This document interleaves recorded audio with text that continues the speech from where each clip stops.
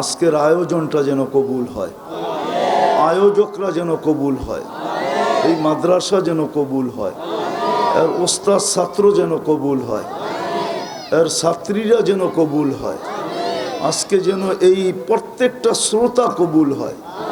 বিশেষ করে আল্লাহ যুবকদেরকে কবুল করে, আমার জাতির যুবকদেরকে কবুল করে, এই এলাকার প্রত্যেকটা মানুষকে কবুল করেন, প্রত্যেকটা মানুষকে কবুল করেন। যার যে পেরেশানি আছে দূর করে দেন, প্রয়োজন আছে মেটা দেন, অসুস্থ আছে শেফায়ে কামেলা আজেলা দায়েমা মুস্তামেররা নসিব করেন। যারা বরাবর ইমান নিয়ে যারা কবরে চলে গেছে সবাইকে মাফ করে দেন, ইনসানের সাথে সাথে জিন্নাতকেও মাফ করে দেন। এই এলাকায় যদি কবরস্থান থেকে থাকে, এই কবরস্থানে যারা শায়িত আছে তাদেরকে মাফ করে দেন।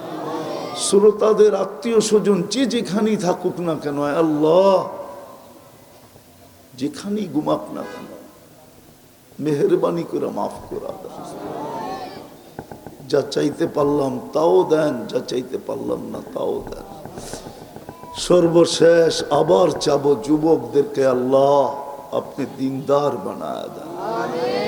ওয়াসাল্লাল্লাহু তাআলা আলা খায়রি খালকি মুহাম্মাদি ওয়া আলিহি ওয়া আসহাবি আজমাইন বিরহমাতিকা ইয়া আরহামার রাহিমিন।